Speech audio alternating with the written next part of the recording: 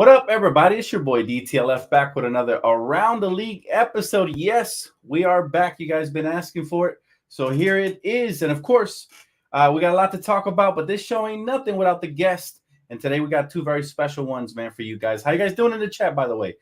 First off, let me bring in a vet, an Around the League vet, man. You guys know this guy. He's all over the place, man. Bleacher Report, his own YouTube channel. My brother Loe. How you doing, bro? What up, man? What up? Man, it feels like forever, man, since we had one of these little segments. How you been? How's the summer treating you so far, early on? Man, it's going good. It's going good, aside from these Lakers stressing me out. But other than that, man, we getting through it, man. You know, we enjoying summer with the kids. Yeah, that's great to hear, man. Love to see the pictures of you and your family, man. Beautiful family out there enjoying the early summer, man. But you're right about the Lakers. Prince, what's up, brother? Good to see you. Let's bring in a brand new guest as well, man, to join us today for the show. My guy Solo, man. Long overdue. How you doing, brother? What up? How's it going? You Thanks ready? for having me on. Of course, man. Always a pleasure. Yes, sir.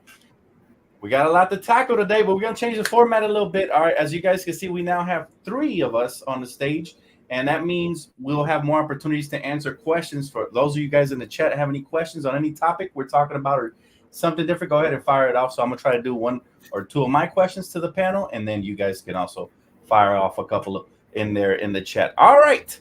Got to talk about it. I hate to bring it up, guys, but we got to talk about it, and that is how disappointing was the NBA Finals, and in particular, one player in particular that truly disappointed me, man, Kyrie Irving.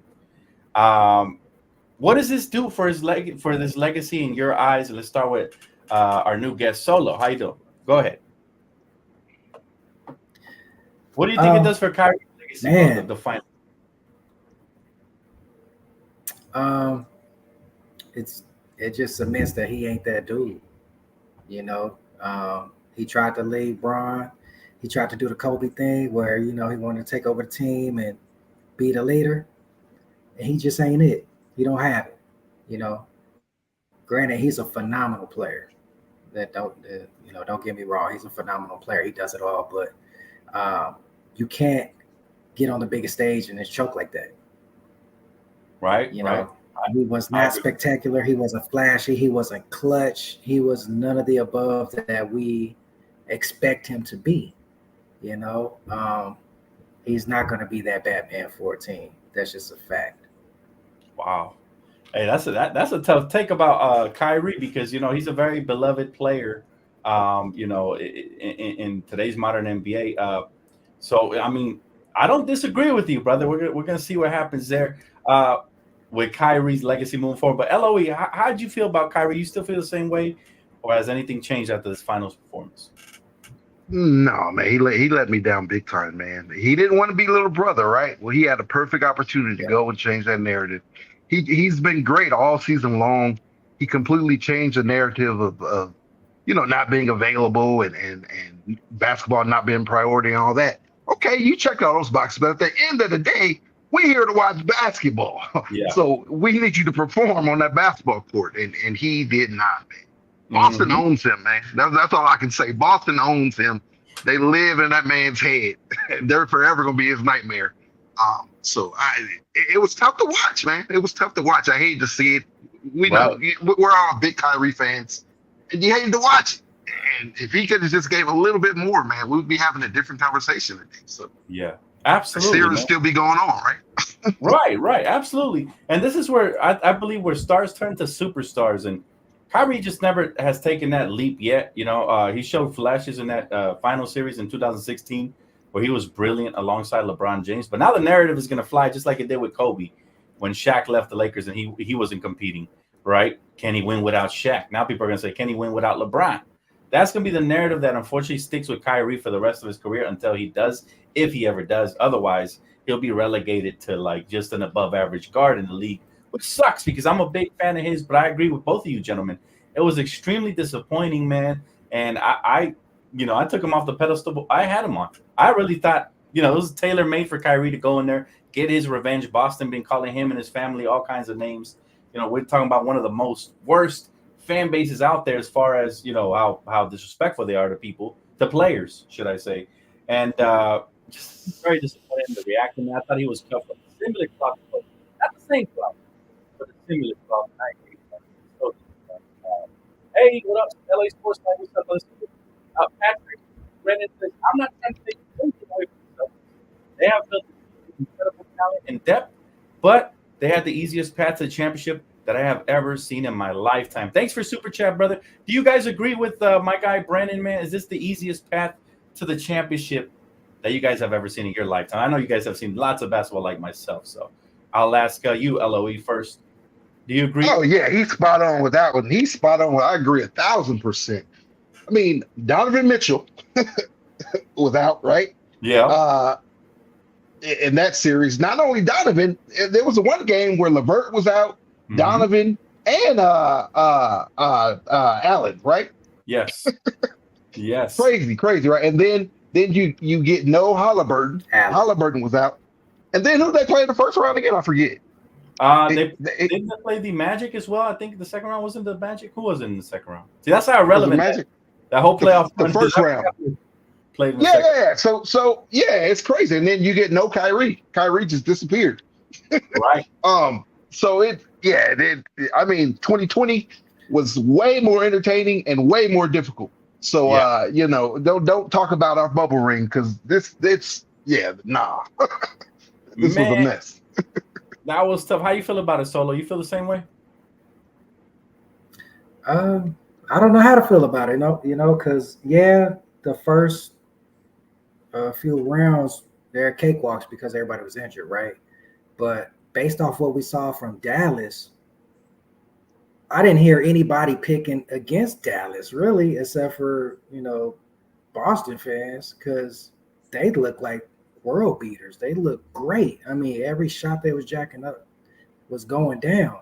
I wasn't expecting them to fold like this because it's hard to tell if it was fluky or if Boston was just that good, because Drew Holiday balled out, Jaylen Brown, he looked like he was tired of the noise, Right. And they did it with Tatum not really even showing up, So, yeah. I mean, it's hard to say. I really want to say they just had a cakewalk to it, honestly, because I can't stand Boston. But at the same time, when you think about how they dealt with Dallas and they made it look so easy, it's hard to say. Well, let me put the cherry on top of the cake, and I'm going to back up LOE on this one. I think it was the easiest I've seen in a minute because, like he said, every round somebody seemed hurt. And that somebody was a star player. So Donovan Mitchell first round. Second round, I think it was somebody from Orlando. I don't remember. I think they were hurt. And then third round, it was who they play, the Pacers. It was Tyrese Halliburton in the second game, out basically for the rest of the series. Mm-hmm. And then in the finals, people forget Luka was hurt as well. He was taking pain injections and through it, but he was hurt as well. So for me, this definitely was one of the most disappointing finals for me because I wanted to see at least a battle. I'm thinking, okay. Two different styles are about to clash. We're at least going to get 6 or 7. We didn't get that. So as a basketball fan, of course, I want Boston to lose every time. But at the very least, I wanted Dallas to compete. And this is why I think we're so disappointed with Kyrie because he's usually a killer in these situations. But now you look at the series and you have to ask yourself, is the best behind him now? You know what I'm saying? Like, is he like on a downward spiral from this moment on? Like, or is this just a misstep? Right. That's what you have to ask. LOE, what do you feel like? You think it's a downward spiral? I mean, he can't. Prior to this final series, he was averaging 27 points in the NBA Finals, not the playoffs, in the Finals. Yeah. So he took his game to that next level. And that Kyrie's always been known as that closer, right? That assassin. That's why he gets the comps to the GOAT, the Mamba, right? Yeah. Because of that, right? So you get in here and I mean, 16 points. 14 points and come on, man. So you might be right about that, man. His best just might be behind him, and this might just be the version of Kyrie we got to accept. And we're seeing it, we're seeing it with like a Klay Thompson. We accepted it with him, right, for different reasons, injuries, right? But now I think we got to accept it with Kyrie. He might just be he's not even, you can't even call him a 1B no more. Wow. He's really a Robin, he's diminished to a Robin. So man.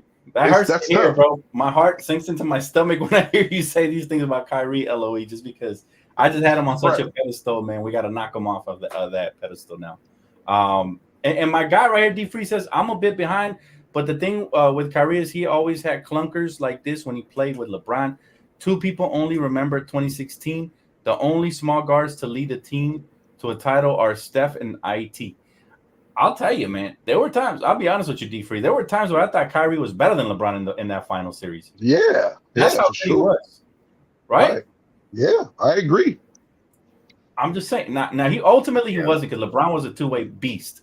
And that game-saving block right there is probably what got him Game 7, if I'm being honest, right? If Iguodala makes that layup, we're not having this conversation. LeBron is now, what's his record in the finals now, if that happens, right? So I don't even want to wake up the Hornets, you know what I'm saying? I don't even want to, I'm going to get stung by tread lightly. Yeah, I got to tread lightly, but here's my point, right? It's 3-7. That would be crazy, man. He wouldn't even. I don't think you could put a G on the GOAT conversation. If he's 3-7. You know, I don't think you could put the G on there. Just saying. But yeah, like it's crazy how one play made such a difference. So he had to get Finals MVP. But Kyrie was special, man. Kyrie was special, and I didn't see any of that specialness in the finals, sadly. Right now, let's talk a little bit about Luka. Because I'm curious, right? What's the criticism with Luka? They're calling him out of shape now, right? Man. We heard lightly before the finals, but now you're hearing it heavy. Like, he got to lose weight, he got to do this, he got to do that. If anything, he put up big numbers in the finals. What do you guys think he would need to improve to elevate his game and to get his team in the finals again? By the way, I don't want to see them in the finals anymore. But what do you guys think? Anybody can go first. What do you think they have? Luka will have to do to elevate his game. The only thing that he has everything. The only thing that he has to overcome is his emotions. And that's the toughest thing for him to do. That's what I said. That's what I was saying before. I was like, Luka's overrated because he brings so much to the table and he puts a team over the top.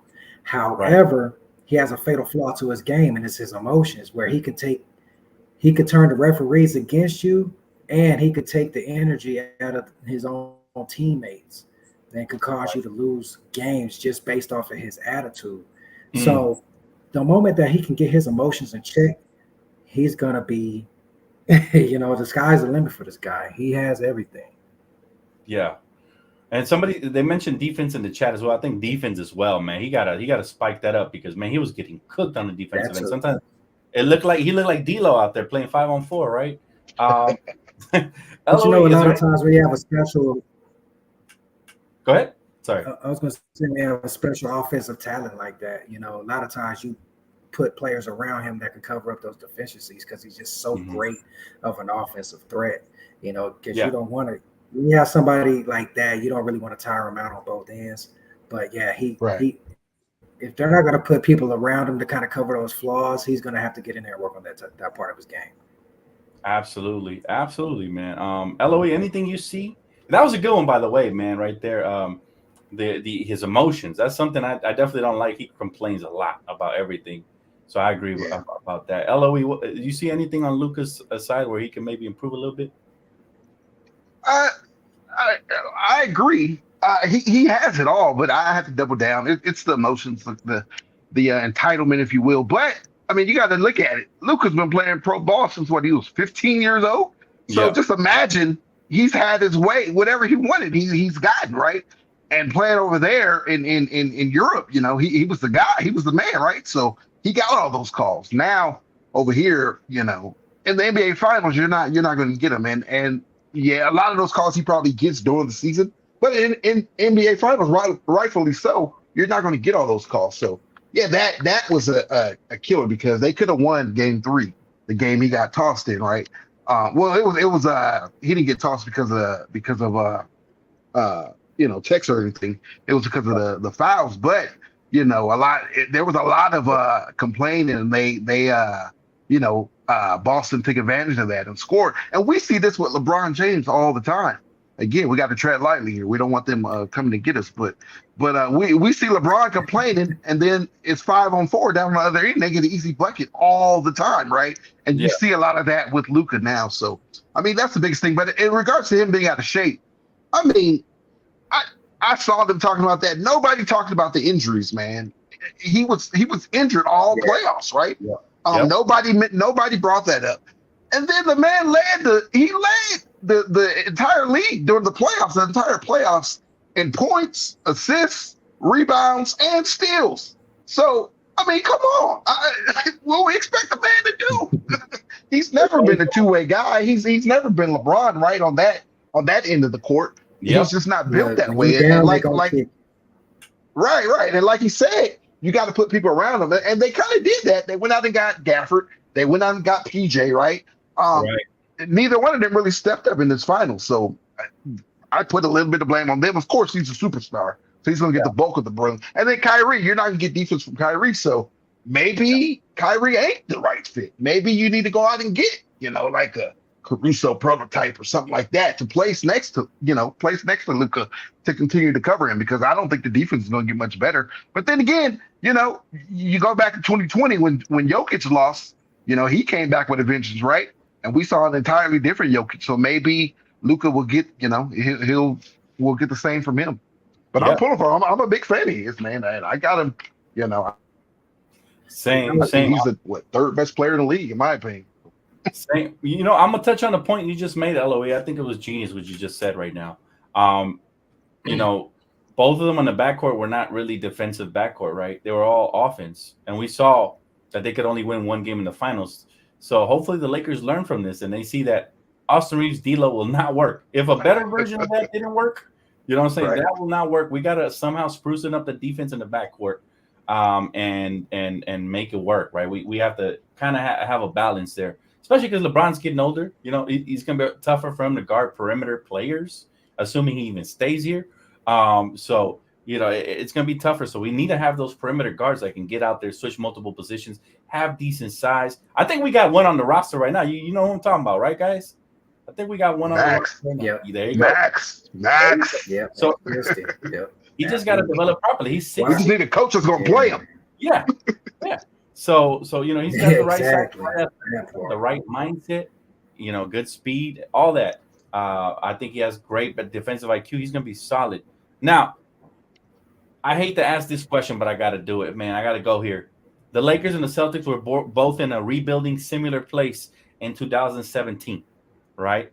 Now, we both have one championship since then, right? Lakers in 2020 and now them in 2024. Who do you think has the brighter future as of right now and is closer to competing for a title in the near future? And I'll start with Solo. Go ahead, bro. Right now, it's the Celtics. I hate to say it, but it's the fact of the matter. We still don't have a head coach. We have an aging superstar. We have an injury-prone second superstar. We don't have much draft capital. The front office is in disarray. We don't know if Rob is going to be here too much longer. There's a lot of ifs with our organization right now.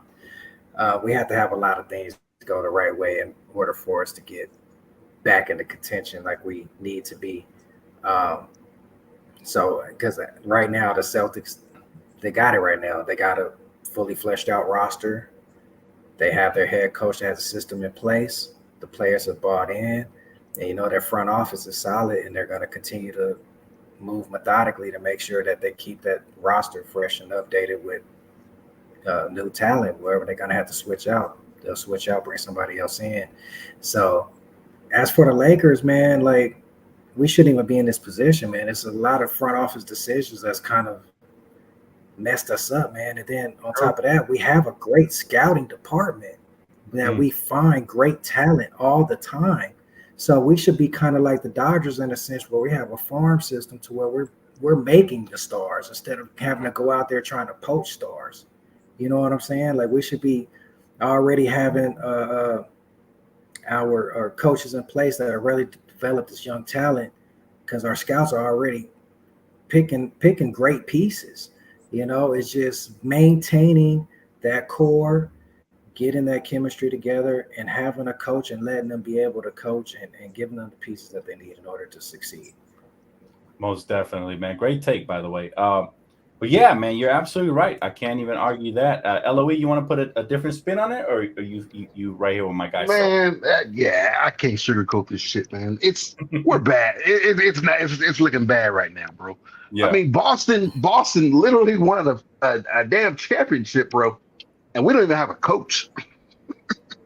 that's They tough. they they winning titles, and we looking for a coach, and we about to hire a coach with zero coaching experience, right? Hmm. We're supposed to be excited about that. So yeah, to answer your question, I agree 1,000%. They're Again, just in a better place all around. They have a future. Like their future is set. Their Tatum's about to sign this $315 million contract, right? Brown's already locked in. You may lose a couple guys. You may lose like a Derek White or whatever, but they're solid, bro. Moving forward, they got their two guys. We got a 40-year-old, a 40-year-old who's about to bring his son on the team, right? and AD. Who knows? I'm knock on wood, right? Who knows what version of AD we get next year? I mean, we got this, but can we bank on that? Can we bank on that? Was that just he sucked it up? Was it just to qualify? With those new rules, you got to play those 6-5 games. You got you got to get the first team because you're going to sign another contract. Well, to get that max, you got super max. You got to make a first team. So all NBA teams and all that. So I don't know. It's a lot. It's just I can't, man. It's tough, bro. It's tough. It is tough. And great takes, both of you. But I will say this though: this is the beauty of the NBA. It's not like football. Football, you really need to have that solid quarterback, and you got to have a great defense to compete, right? So it's a lot more moving parts. But in basketball, I feel like if they come correct one summer, they could get back on track. However, I hate to say this, I got to commend the way that the Celtics were able to keep all the young core, build through that, and then add pieces to it. I wish the Lakers would have did the same, right? We didn't. Obviously, we went the LeBron superstar route, and so we gutted everything. But I do wonder what Julius, Brandon Ingram, Lonzo Ball, Josh Hart, Kyle Kuzma, a core like that, could they have maybe been in the finals had they gelled and grew together and got better? Had we had a better front office that would have stayed patient, right? So it does hurt to see, but at the same time, the way I see it is we both have a championship right now. It's extremely hard to repeat, even though they're favorites right now to do it. It's extremely hard to repeat in this league. And I hope that the Lakers get their ducks in order because if they have a great offseason, you never know, right? We didn't see Boston themselves go from Paul Pierce, Jeff Green, and a bunch of scrubs to 4 Hall of Famers and a championship, right? The next season. So can it happen? Yes. The odds of it happening, I don't want to sell, I don't want to sell wolf tickets to the fans and tell them, yeah, we're, what I'm saying? Boston won, but we're coming back and we're going to beat them. To be determined, right? Because the front office hasn't shown us too much as of late. Matter of fact, one might say that after 2020, we have downward spiral to a certain degree, right? From where we were. Like we hit our peak in 2020 and then we kind of went down. So that's the unfortunate thing, Laker family. But hey, let's see what happens this offseason because it's going to get really interesting. By the way, if you guys have a question, any questions for me or the panel, make sure to drop them. I will be answering them during the stream. We will be answering during the stream. All right, so now let's get into some Lakers conversations here, guys. There's rumors that D'Angelo won't be able to find a bigger contract, right, than the one he's currently on with the Lakers. Now, what are you guys' thoughts on this, and where do you predict he lands? Let's start with Loe. Thoughts on it, bro, and where do you think he's going to land? I agree with the rumor. I don't think there is a contract out there for him. And to be honest, as up and down as he's been, I think that's best case scenario for us because, I mean, it's not like if he walks, it's not like you could replace him. It's not like you get that money to go replace him. Right. At best, what that's going to do is going to free up your full MLE, right? Mm-hmm. So, but who are you going to get to replace D'Lo for $11 million, $12 million, whatever that number, that figure is? So it was kind of like last year when you brought him back or whatever. I think you kind of had to buy into him, right? Yeah. The only way you're getting all that money back is if him and LeBron leave, and LeBron's not going anywhere. So and you need a point guard. You got to compete. It's going to be tough. I mean, best case scenario for the Lakers is to get an opt-in, you're able to trade him or whatever. Yeah. For a better piece that Absolutely. fits. Absolutely. But in regards to him just walking for nothing, no, we can't. Yeah, I don't think we could do that. Yeah. So I mean, my gut tells me he'll probably just be back next year, and at the trade deadline, we'll be looking to move him. Because that'll be what, an expiring contract. We'll be looking to move it. So Yeah. we'll see though. We'll see. Well, he would have to opt out for that to be an expiring contract, right? I believe, or I'm sorry, opt in, right? For that Opt in, yeah. If he opts in, it'll be for that final year. So my belief with him is that he's going to opt out and try to get a longer term deal with the Lakers, knowing that we don't have a lot of cap space to operate with, right? Right. That's the thing too. He's due for a raise. I mean, let's be honest. His numbers, they were what they were. In the first round, up and down in the first round. But during the regular season, he outplayed his contract. So yeah, I could very well, if I'm his agent, if I'm Mitch, his agent, I'm trying to get a raise, right? But it's kind of like the Lakers. Their hands are kind of tied. If that's the case, I think you got to give it to them. You got to add some more years to the contract, and because you can't do nothing. What else are you going to do? You can't replace them. Yeah. The only way to replace them is in trade. But you got to work. Both sides got to play ball in order to make that happen. So your prediction is he'll end up here with the Lakers next season. He'll be here. Yeah. I think to start the season he'll be our point guard, and like I said, maybe at the trade deadline, we could try to move him. Yeah. Same thing. Same thing. Same boat we was in last year. Yeesh. Yep. Wow, that's disheartening. Solo, how you feel, man? Where you think he'll end up, and what is your hopes for D'Lo? I feel 100% the same way, man. It sucks because we've painted ourselves into a corner, man. We really can't. You really don't have any wiggle room. It's really up to D'Lo what he wants to do at this point. But if he opts in, and he can continue to, play how he was before the playoffs, it'll bring up his stock, you know what I mean? And then we'll be able to trade him for something we could work with, more guards that can't guard. We have to have some defense. We got to have at least one of them that could play some defense, man. Boy, that DeJounte Murray trade was looking good right now, huh? Looking good now. All right. Yeah. Maybe I was wrong about that, but hey. But yeah, if he can continue to crush it like he was in the regular season, man, we could be able to flip him for something good. Yeah, hopefully.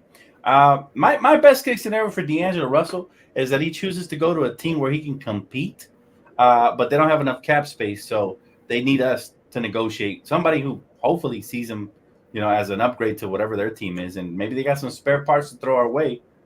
I always look at like an Orlando Magic team. They got a lot of young guns over there, and the Lakers are good at taking young guns from other teams that they undervalue, like Rui Hachimura, guys like that. So if we can find a trade with like a team like Orlando or San Antonio, and they can throw some of their spare parts this way, I'd probably like to do that. Jalen Suggs would be like a dream case scenario for me from Orlando, just because he's a straight up lockup guy, right? But I doubt they want to trade him after the way he played in the playoffs. Right. But they also have a couple of other guys there, the guards like Cole Anthony, who's pretty solid, right?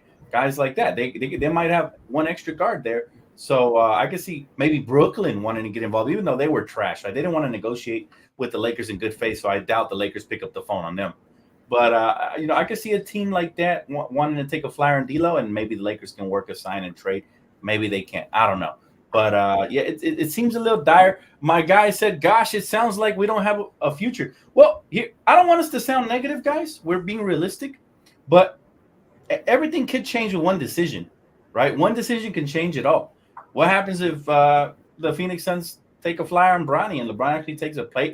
He's crazy enough to take a pay cut to go play in the desert for one season. Please. Please. What would happen, guys? It would change the whole landscape of how the Lakers operate now. Now we got to decide: do we build around AD, or do you flip them, bring back draft assets, and start from scratch?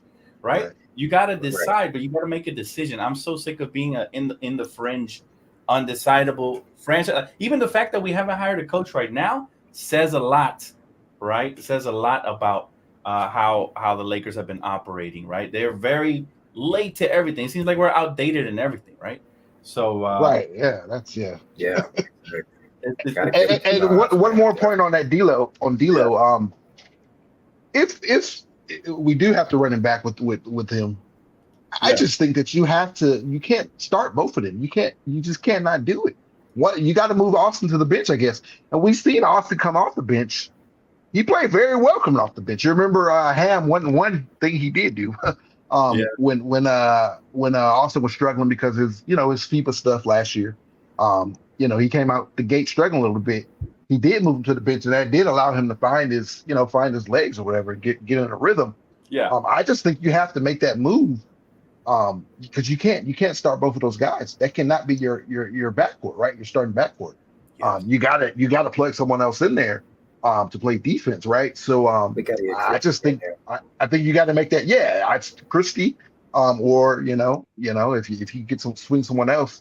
But I just think you got to move Austin to the bench if you're bringing D'Lo back. And there's no shade to Austin, right? I just think he can excel in that role where I don't think D'Lo can. I don't think D'Lo will excel coming off the bench, and I think mentally he'll be, he can't handle that mentally either. So Yeah. whereas we know Austin, we've seen it with Austin, so we know he can.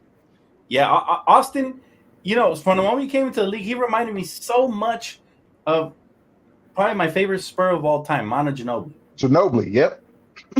Because he's such a moldable player, man. He listens to the coaching staff, whatever he never brings bad attitude. He's very humble. He's skilled, can finish with either hand. He's got some of that finesse, that Ginobili-esque finesse.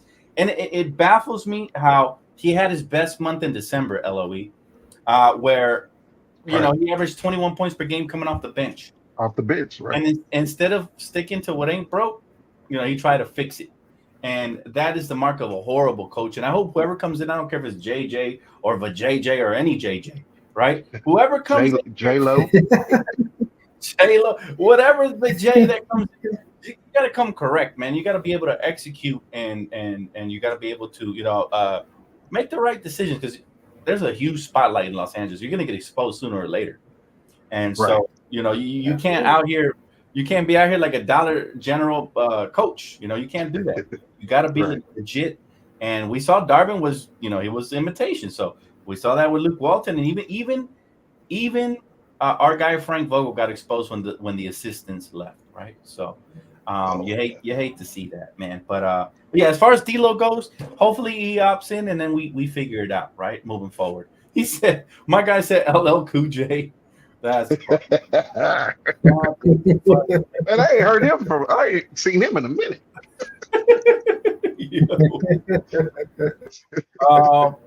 Oh man, Solo, appreciate you. Hey, yeah, we rocking that Court Kings, man. Shout out to Court Kings. Shout out to my boy Court King.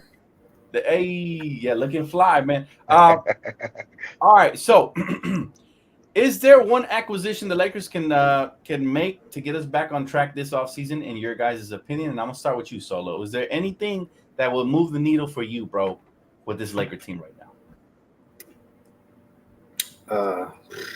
Man.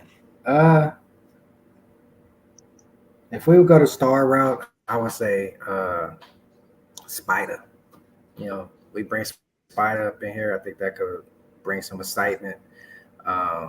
Even though I'm not really a fan of the 3-star route, I believe he'll move the needle that much for this team.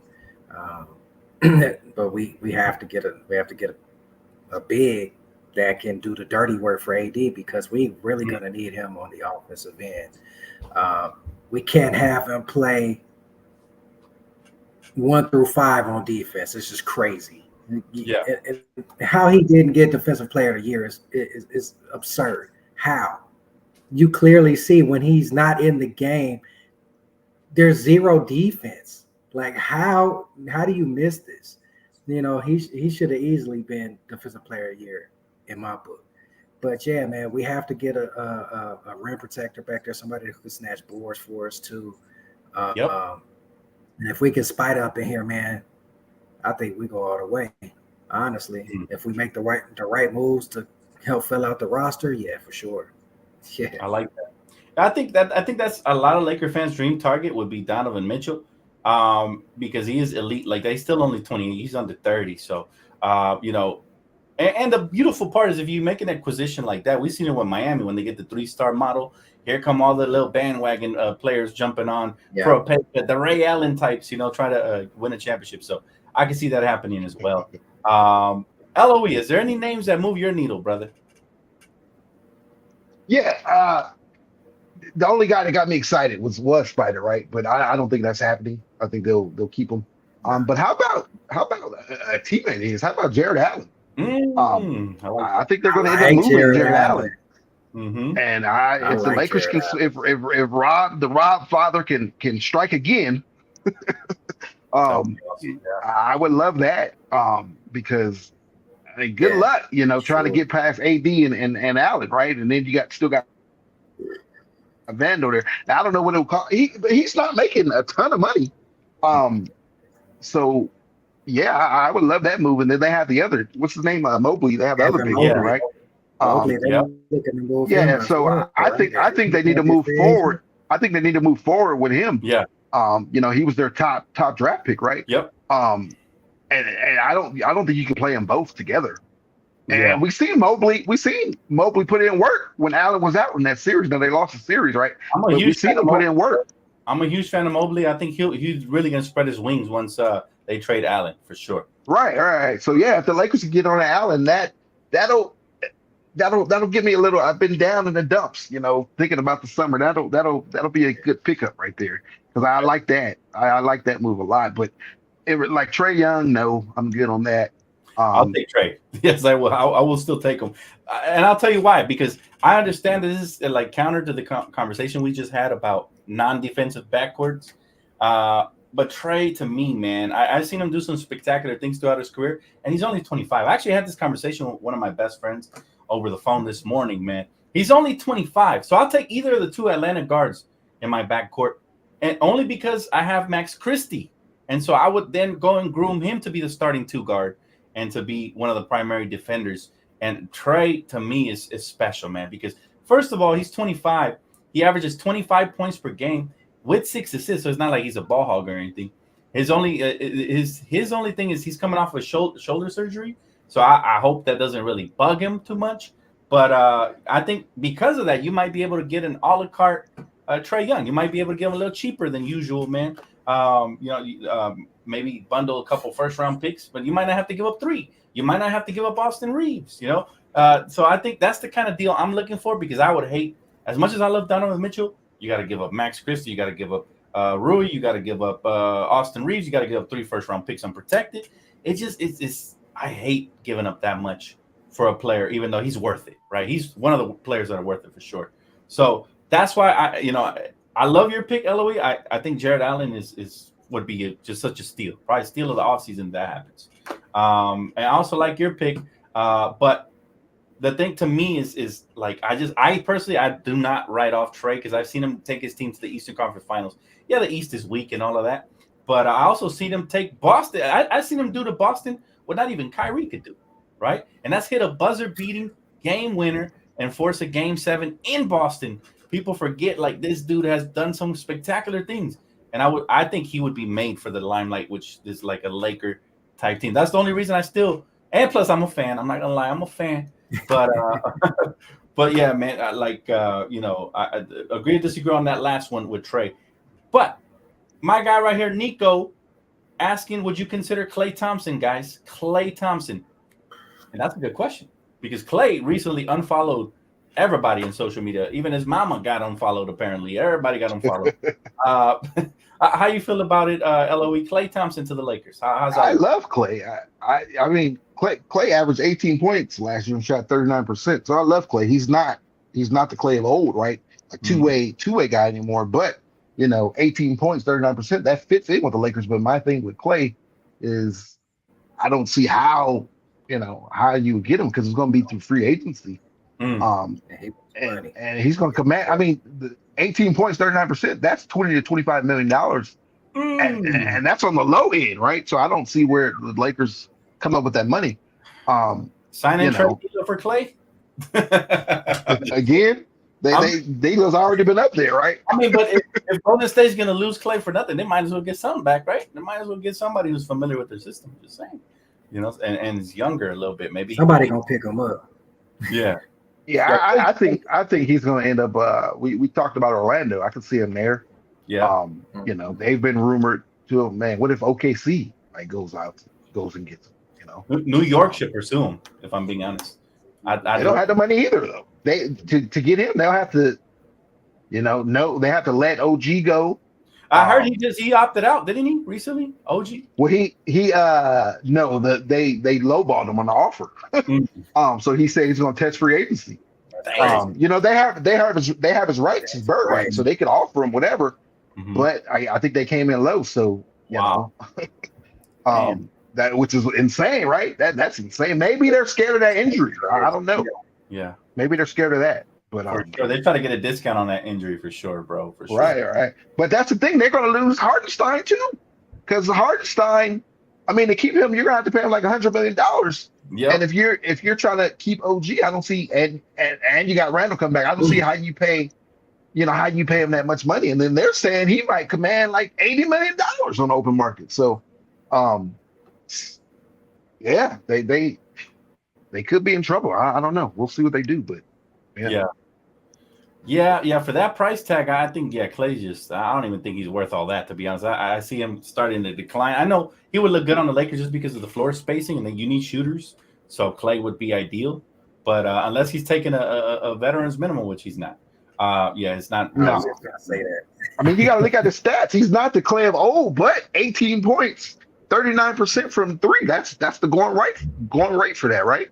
You look around the league. If you're one of the low-balling GMs, you got to be like, 18 points per game on a team that missed the playoffs, Klay. So we're gonna need a 50% discount, man. We're gonna need a 5-finger discount, brother. Like 18.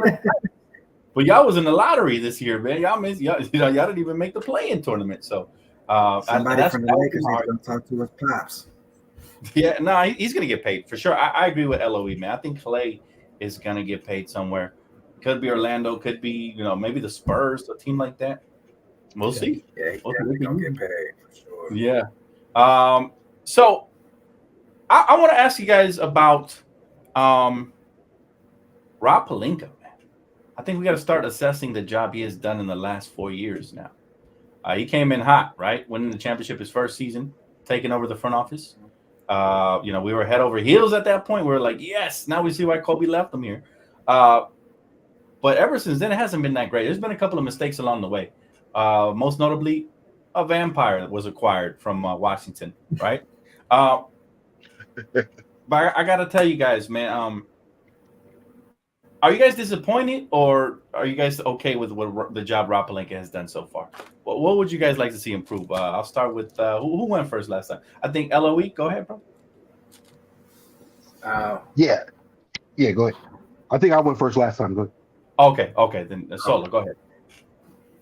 It's been a roller coaster with Rob, man. It's like he'll do something good and then do something bad like right after it, and then make up for it with something good again. So I don't know. It's hard to say. Right now, I feel like it's bad because it's looking really bleak right now.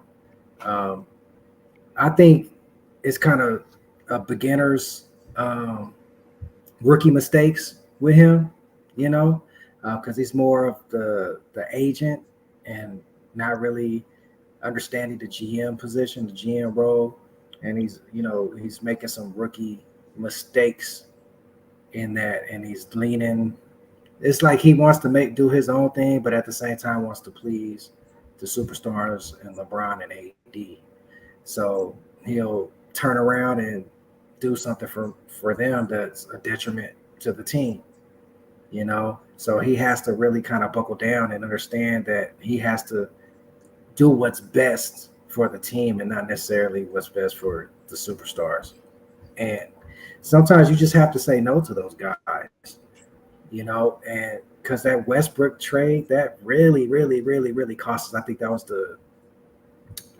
the turning point for this franchise, the negative direction, because what we needed at that point was 3-and-D wings We were looking for 3-and-D wings, and we get rid of what 3-and-D we got to get somebody who's not 3 or D, which is insane to me. I love it.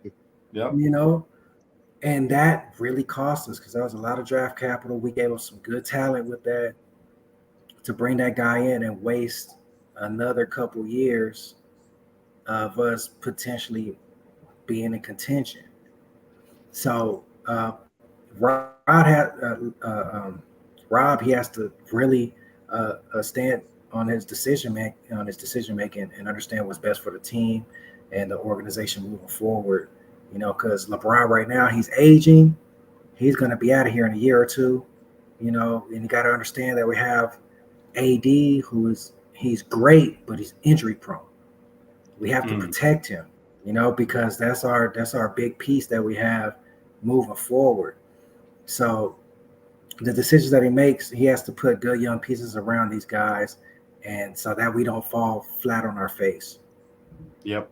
That's a great take on Rob, man. What is yours, LOE? What do you think of Rob Pelinka and the job he's done the first 4 years or so? I mean, those the first 2 years, I gave him an A+. You know what he was able to do. I mean, obviously, 2020 you win the damn championship, right? And then in 21, I like the moves he did. I think he improved the roster in 21, but then he kind of blew it all up. And now since then, it's just going further and further down, right? And I don't know. I'm to the point where I'm in the camp where I think we need someone above Rob. You know, I think you need like a Bob Myers or someone to be the guy. Rob can still have his job. Rob can still will and deal. Get in there, you know, be out in the streets doing all the dirty work. But I think you need somebody above him. I agree. To give him direction.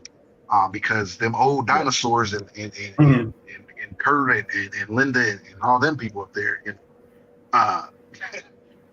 you know they. I agree, bro.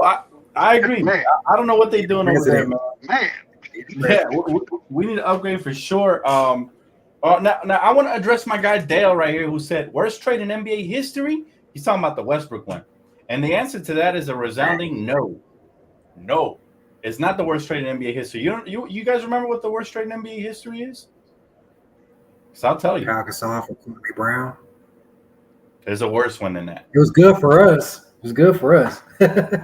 Listen, let me tell you something. It wasn't just Kwame Brown involved in that. They had several first-round picks, and they got Marc Gasol out of that, a multi-time All-Star. So that wasn't that bad.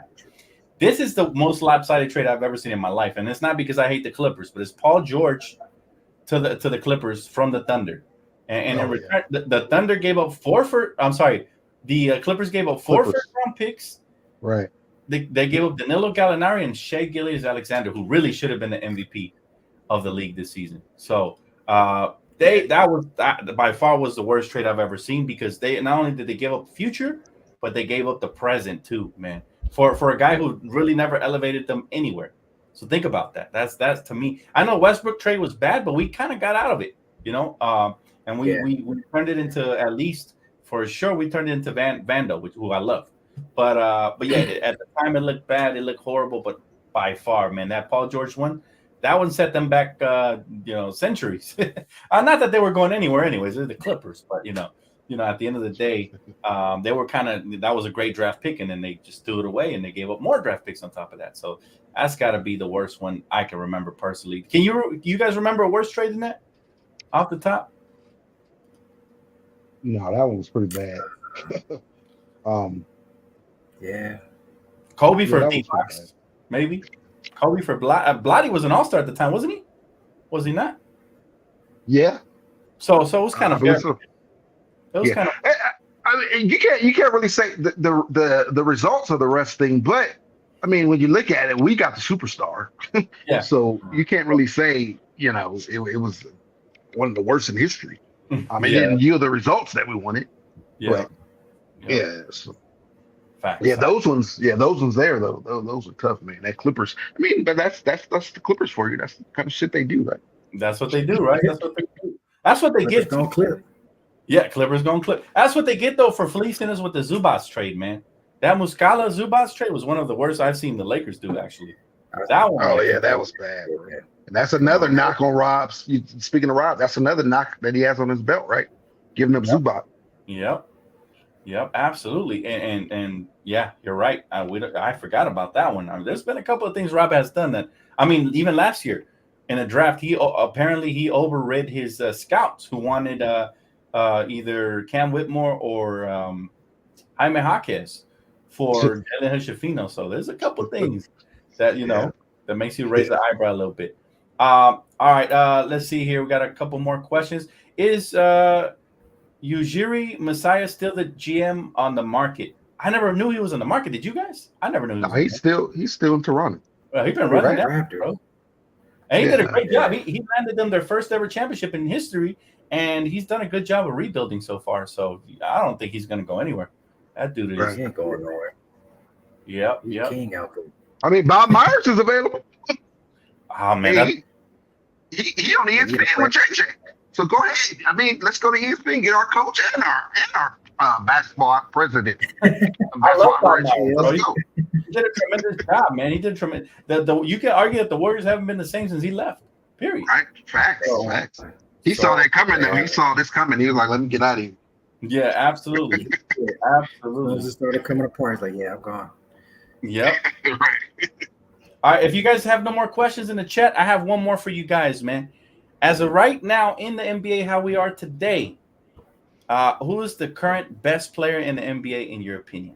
And I'm gonna start with LOE. Who's the current best player in your eyes? Who's the face right now of the NBA? Man, best player. I know Dan, you ain't gonna like my answer, but that's still. I mean, that's just still Jokic to me. I know it right now. I know. But, I wasn't gonna like your answer. I knew exactly. Oh man, go ahead.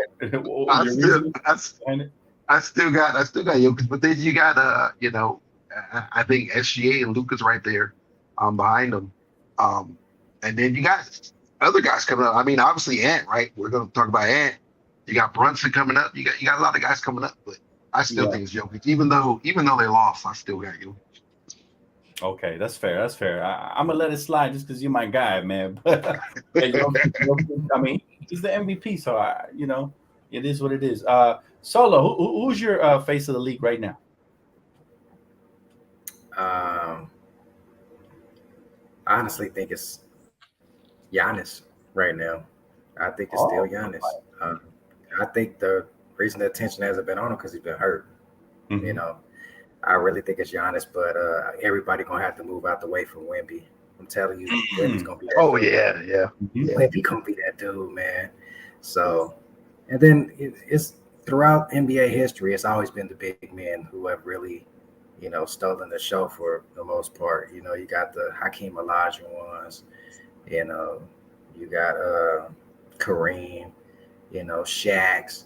When them dudes come through and they're special, it shuts everything down, man.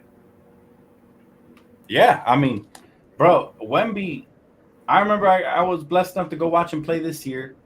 And he was the first time I ever been to Staples Center where the crowd actually roots for an opposing rookie.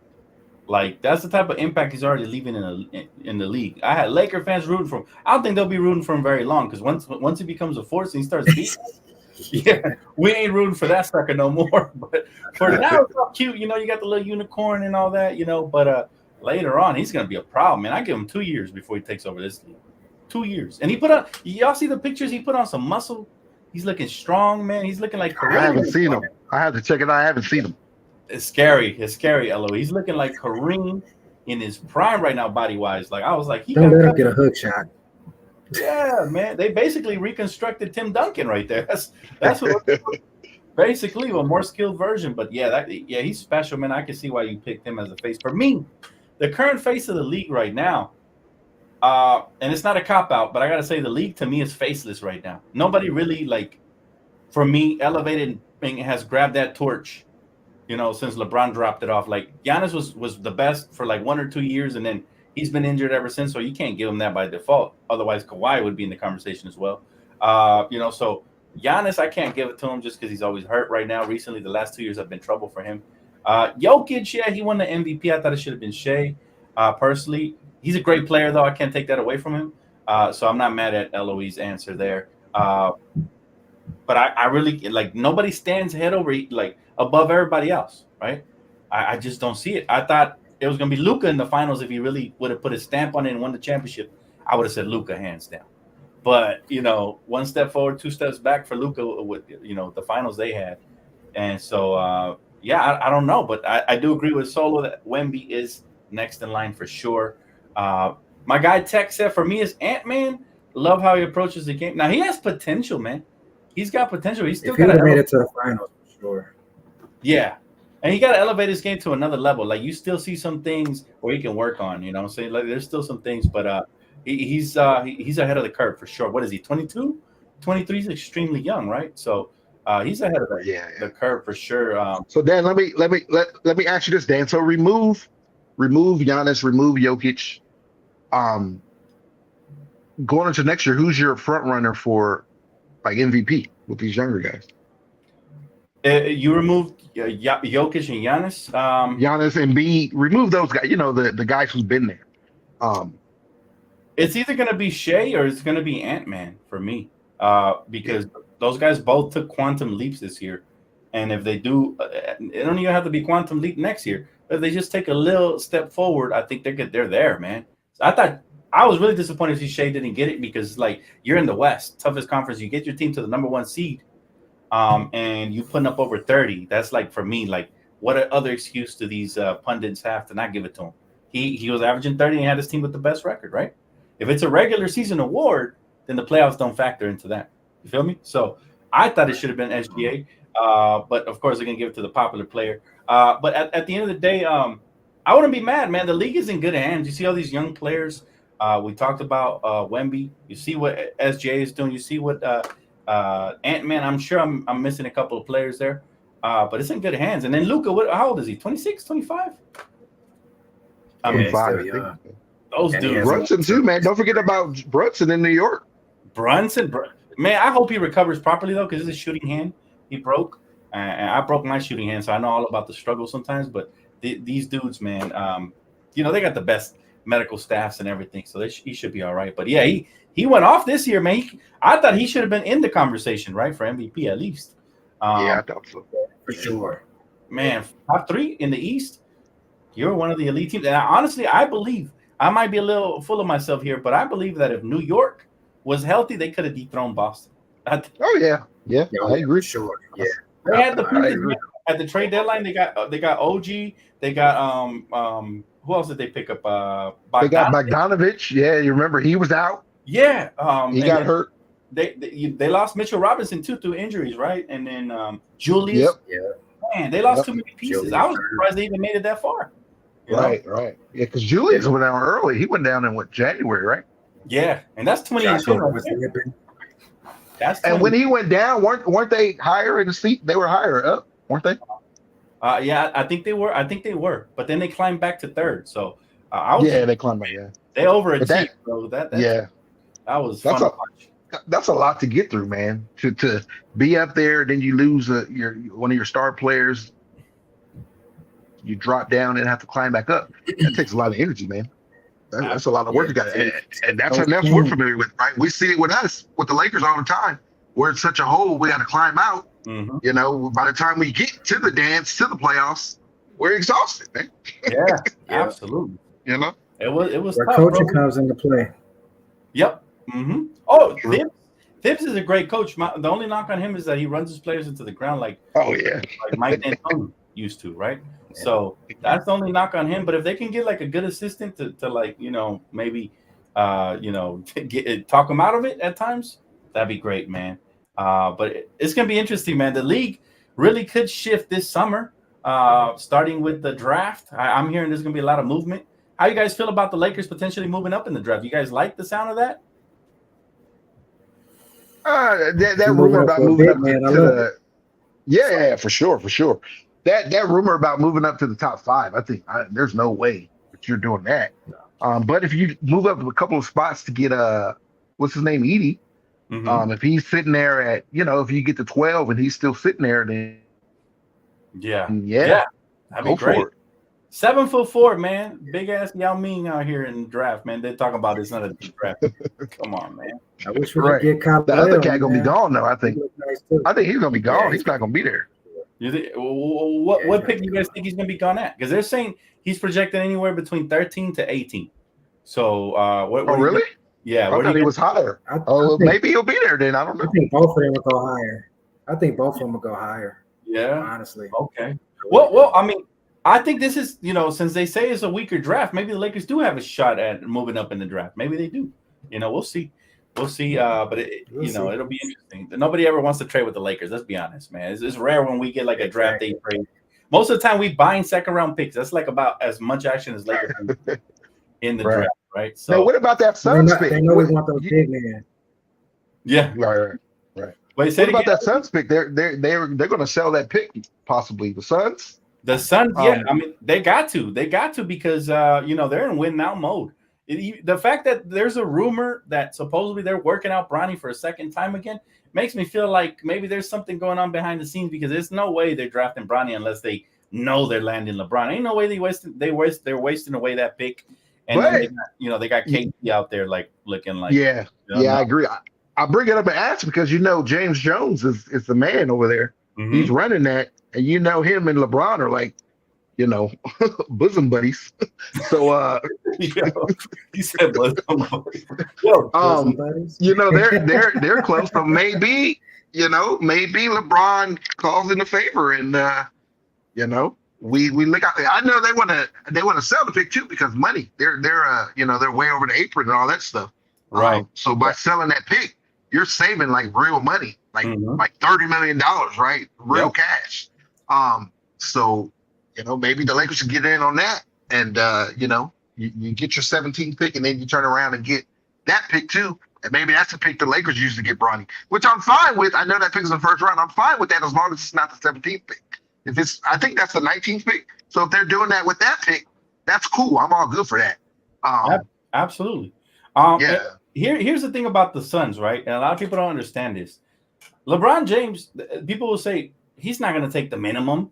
I know he's a billionaire, but he's not going to take the minimum. Listen, if he goes to Phoenix, right, what's to say that billionaire owner won't give him a wink deal? Like, you take the minimum, I give you a stock on one of my companies, and we're even. You know what I'm saying? Like there's always behind the scenes stuff that could happen. So I don't put nothing past mercenary LeBron. People act like he hasn't been around. Like, he's been around, yo. It's like saying Kim Kardashian will never get remarried again. You know what I'm saying? Like, it could happen. It's hypothetically speaking, right? It has happened before. History could strike again. So I wouldn't put nothing past LeBron. Is it likely to happen? No. The chances of him staying here are pretty good, especially if they draft Bronny. But nothing's guaranteed in this league, man. I don't want nobody to be jaw dropped come July 1st and something crazy happen, or June 30th or whenever the date is, right? So I just tell my fellow Laker fans all the time, don't put it past LeBron. I'll put nothing past LeBron. Avenging Eye says, if JJ can qualify for no experience to be coach, could Michael Cooper qualify? He was a defensive specialist. Oh, okay, he just repeated. I was like, Cooper coached the Sparks, right? Yeah, he did. Cooper, yeah, Michael Cooper. He got some. JJ only coached 12-year-olds, so. Ooh, ouch. I'll take the Sparks. I'll take that experience over that. LOE, but JJ has a podcast, bro. He's a podcaster. That's where the experience comes in, and apparently that was a part of the interview process, man. Well, shit, Dan, you better call him and get an interview then. Your podcast did pretty well, right? Yeah, I seen a question up here. Somebody was trying to make me their assistant already, man. I'll take it. My boy KJ, shout out KJ. But yeah, look, it's gonna get interesting, guys. This whole summer is gonna be action packed. Around the league, we'll be back. Hopefully, we'll have our wonderful guests back again. I want to thank you guys again for joining me today, man. Always a pleasure. My guy LOE and my guy Solo. Appreciate you guys, man. You guys were spectacular. If you guys want to shout out anything you guys are doing right now during the summer, anywhere they can follow you, go ahead. We'll start off with my guy LOE. Go ahead, brother. I know you busy this summer. Yeah, man. Hey, follow me over here on YouTube at Lakers Over Everything, Twitter, Instagram, all that good stuff. We're going to crank it back up. When the Lakers decide to hire a coach, that's, I guess, how brush off and come out of retirement, early retirement. And get That's right. but yeah, man, I'm just enjoying the summer. Yeah, you did some big things last year, man. You doing it again this year? Some Bleacher Report, maybe? Yeah, man, they want me on there. I was supposed to get on there for the Hurley stuff, but I was Nice. away, so I wasn't able to do it. But yeah, we'll be back. We'll be back on there covering your Los Angeles Lakers on BR. Oh, that's awesome, bro. Hey, everybody, please go follow my guy LOE, man. Lakers over everything. That's his name. I think on every social media platform, right? YouTube, Twitter. Yeah. That's us. Yeah. Easy to find. Make sure you guys show love. Thank you again, my brother, for joining us. Solo, tell me you got something going, brother. What you got? Where could they follow you, man?